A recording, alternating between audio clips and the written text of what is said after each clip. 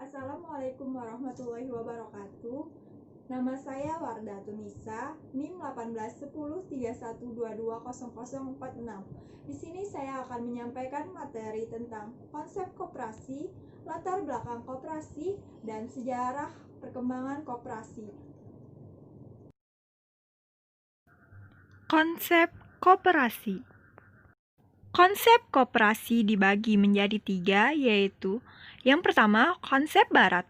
Konsep koperasi barat merupakan organisasi swasta yang dibentuk sukarela oleh orang-orang yang mempunyai tujuan dan latar belakang yang sama, yaitu untuk mensejahterakan dan menciptakan keuntungan bagi anggota-anggotanya maupun perusahaan koperasi.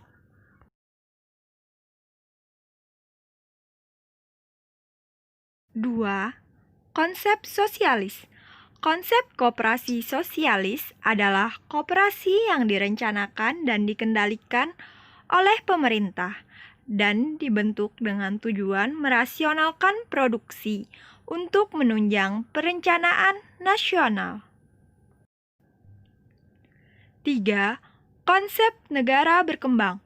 Konsep koperasi negara berkembang adalah perpaduan dari dua konsep koperasi barat dan konsep koperasi sosialis. Latar belakang timbulnya aliran koperasi. Perbedaan aliran dalam koperasi berkaitan erat dengan faktor ideologi dan pandangan hidup yang dianut oleh negara dan masyarakat yang bersangkutan. Ideologi negara-negara di dunia ini dapat dikelompokkan menjadi 3. Yang pertama, liberalisme atau kapitalisme. Yang kedua, sosialisme. Yang ketiga, tidak termasuk liberalisme ataupun sosialisme. Dengan mengacu pada keterkaitan ideologi dan sistem perekonomian di suatu negara, maka secara umum aliran koperasi yang dianut berbagai negara di dunia dapat dikelompokkan berdasarkan peran gerakan koperasi dalam sistem perekonomian dan hubungannya dengan pemerintah. Paul Hubert Kesselman membaginya menjadi 3 aliran. Yang pertama, aliran yardstick. Aliran ini umumnya dijumpai pada negara-negara yang berideologi kapitalis atau yang menganut sistem perekonomian liberal. Menurut aliran ini, koperasi dapat menjadi kekuatan untuk mengimbangi, menetralisasikan, dan mengoreksi berbagai keburukan yang ditimbulkan oleh sistem kapitalisme. Hubungan pemerintah dengan gerakan koperasi bersifat netral, yang berarti pemerintah tidak melakukan campur tangan bangunnya koperasi di tengah-tengah masyarakat. Pengaruh aliran ini cukup kuat, terutama di negara-negara barat, di mana industri berkembang dengan pesat di bawah sistem kapitalisme, seperti Amerika Serikat, Prancis, Swedia, Denmark, Jerman, Belanda, dan yang lainnya.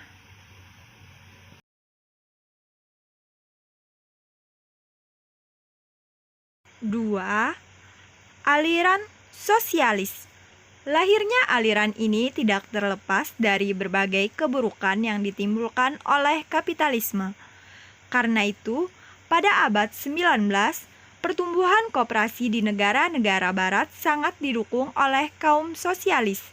Menurut aliran ini, koperasi dipandang sebagai alat yang paling efektif untuk mencapai kesejahteraan masyarakat dan menyatukan rakyat lebih mudah melalui organisasi koperasi. Tetapi kaum sosialis kurang berhasil. Kemudian, kaum sosialis berkembang menjadi kaum komunis. Koperasi dijadikan sebagai alat pemerintah dalam menjalankan program. Dalam hal ini, koperasi menjadi hilang. Pengaruh aliran ini banyak dijumpai di negara-negara Eropa Timur dan Rusia. 3. Aliran persemakmuran. Mereka yang menganut aliran ini berpendapat bahwa untuk mengoptimalkan pemanfaatan potensi ekonomi rakyat, terutama yang berskala kecil, akan lebih mudah dilakukan apabila melalui organisasi koperasi. Hubungan pemerintah dengan gerakan koperasi bersifat kemitraan, di mana pemerintah bertanggung jawab dan berupaya agar iklim pertumbuhan koperasi tercipta dengan baik. Sejarah lahirnya koperasi. Lahir pertama kali di Inggris di kota Rochdale pada tahun 1844. Koperasi timbul pada masa kapitalisme sebagai akibat revolusi industri.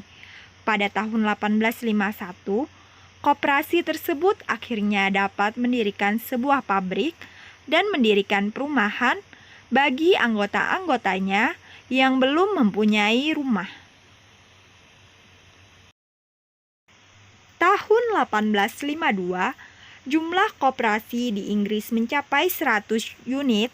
Pada tahun 1862, dibentuklah Pusat Koperasi Pembelian dengan nama The Cooperative Wholesale Society atau CWS.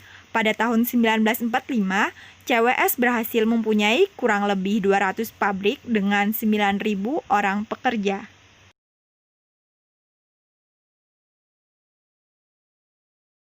Pada tahun 1876, koperasi telah melakukan ekspansi usaha di bidang transportasi, perbankan, dan asuransi.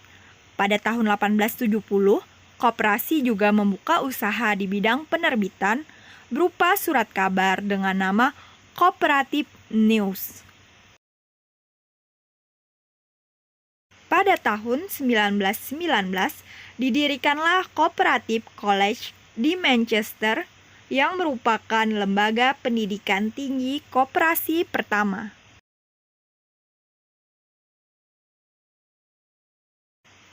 Charles Fourier tahun 1772 sampai 1837 menyusun suatu gerakan untuk memperbaiki hidup masyarakat dengan membentuk Pakan Teres, suatu perkumpulan yang terdiri dari 300 sampai 400 keluarga yang bersifat komunal.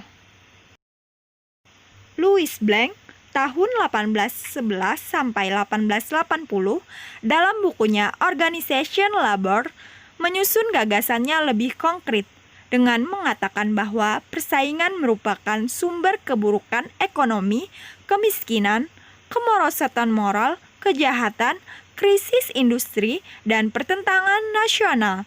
Tahun 1884, kaum buruh di Prancis menuntut pemerintah untuk melaksanakan gagasan Louis Blanc untuk mendirikan koperasi, tetapi koperasi ini kemudian bangkrut.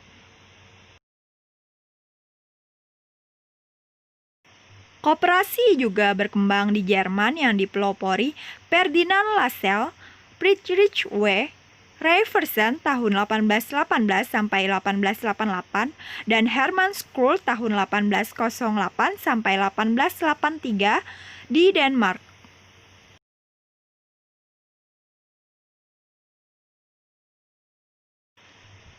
Selanjutnya, sejarah perkembangan koperasi di Indonesia. Menurut Sukoco, dalam bukunya 100 tahun koperasi di Indonesia, Badan Hukum Koperasi pertama di Indonesia adalah sebuah koperasi di Luwiliang yang didirikan pada tanggal 16 Desember tahun 1895. Patih Wiri Atmaja telah mendirikan Depot Kortosje Hoop and Spaarbank in Lenge, Hoofden, alias Bank Priai, pada tahun 1895. Kemudian, tahun 1986, atas prakarsa De Wolf van Westerode berdirilah The Power Kostage Hoop, Spaar and Landbouw Credit Bank beserta lumbung-lumbung desa. Pada tahun 1920, diadakan Kooperatif Komisi yang diketahui oleh Dr. J. H. Bock sebagai Advisor for Poil Graduation. Komisi ini diberi tugas untuk menyelidiki apakah koperasi bermanfaat di Indonesia. Hasilnya diserahkan kepada pemerintah pada bulan September 1921 bahwa koperasi dibutuhkan untuk memperbaiki perekonomian rakyat. Tahun 1927 dikeluarkan Regeling Inland Cooperative Vereniging, sebuah peraturan tentang koperasi yang khusus berlaku bagi golongan bumi putra. Untuk menggiatkan gerakan-pergerakan koperasi pada akhir tahun 1930, didirikanlah Jawatan Koperasi yang dipimpin oleh Prof. J. Habuk. Tahun 1935, Jawatan Koperasi dipindahkan ke Departemen Kehakiman. Pada tanggal 12 Juli 1947, diselenggarakan Kongres Gerakan Koperasi Se-Jawa yang pertama di Tasikmalaya. Dalam kongres tersebut diputuskan terbentuknya Sentral Organisasi Koperasi Rakyat Indonesia, menjadikan tanggal 12 Juli sebagai Hari Koperasi. Pada tahun 1951 di Jawa Barat dan Sumatera Utara didirikan badan-badan koordinasi. Di Jawa Barat didirikan Bank Provinsi Jawa Barat yang dimaksudkan untuk mengadakan pemusatan usaha dalam jasa keuangan bagi gerakan koperasi di Jawa Barat. Pada tahun 1960, pemerintah mengeluarkan PP nomor 140/1960 tentang penyaluran bahan pokok dan menugaskan koperasi sebagai pelaksanaannya. Tahun 1961 diselenggarakan Musyawarah Nasional Koperasi 1 Munaskop 1 di Surabaya untuk melaksanakan prinsip demokrasi terpimpin dan ekonomi terpimpin.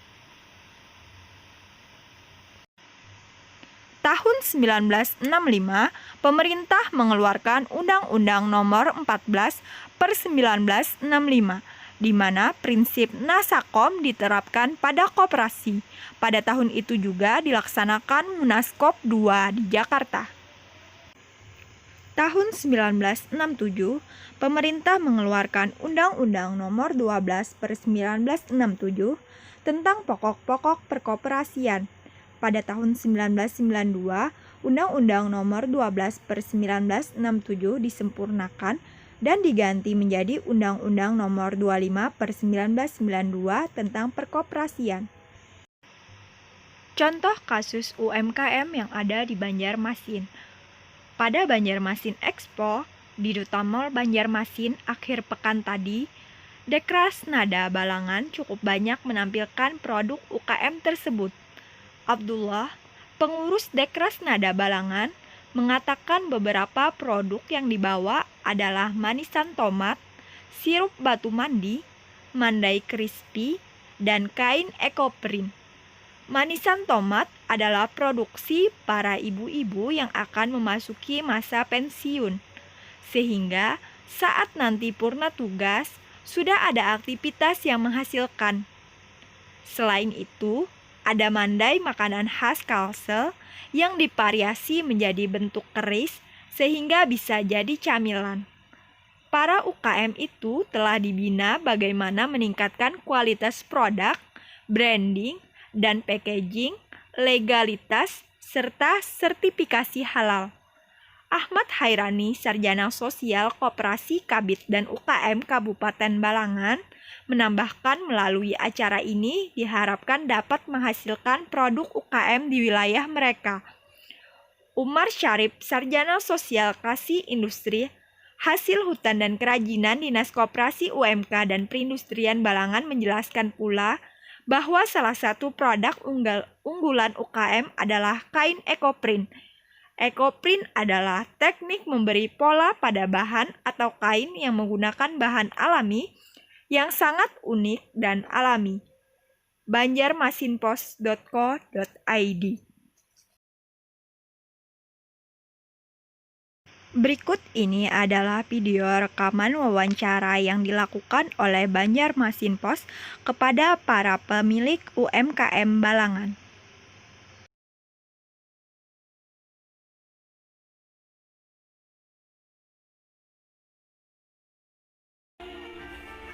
Untuk meningkatkan hasil produk UKM di Kabupaten Balangan, Kalimantan Selatan, pemerintah daerah melakukan pembinaan terhadap para pelaku usaha, dari perbaikan kualitas produk hingga pembuatan perizinan.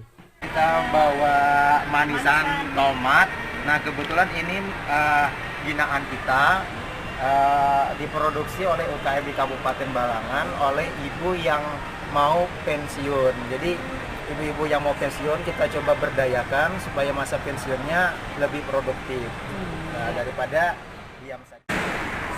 mandai crispy, kemudian ada sirup batu mandi khas Kabupaten Balangan. Ada beberapa pembinaan yang kita lakukan. Yang pertama berkaitan dengan kualitas produk, kemudian branding, dan kemudian legalitas atau perizinan. Kemudian ada juga pembinaan dalam rangka peningkatan kualitas produk. Misalnya bagaimana dia berproduksi, kemudian sampai dia packing, kemudian sampai berjualan, dan sampai dengan dia memiliki perizinan.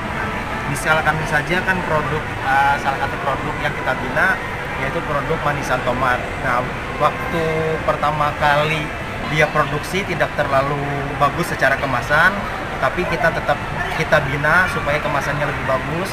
Kemudian kita bina juga untuk mendapatkan perizinan sampai dengan mendapatkan sertifikat halal. Sistem pemasaran sendiri setelah produk itu Untuk pemasaran sendiri kita coba carikan pasar kepada ibunya untuk memasarkan untuk lokal dulu, pasar-pasar tradisional. Kemudian kita juga membukakan akses kepada ibunya untuk menitipkan produk beliau di sentra oleh-oleh di Kabupaten Balangan dan di luar kota lainnya. UKM yang ada di Kabupaten Balangan itu sekitar 4.834 UKM. UKM ya? Itu terdiri dari UKM mikro, kecil. Pak, yang produk-produk rata-rata itu produk yang ada di tempat ya Pak, yang di Iya. misalnya Produknya seperti seperti sirup batu mandi ini kan sudah sampai gula merah yang cukup laku khususnya untuk daerah Balangan dan sekitarnya. ada lagi Pak produk-produk yang di ini Pak oleh UKM sendiri. Ada seperti mandai crispy ini sudah Mandai sampai crispy, ke ya. sini. Banjarmasinnya Pak ya. Ya. Sudah puas ini terkenal banyak yang suka.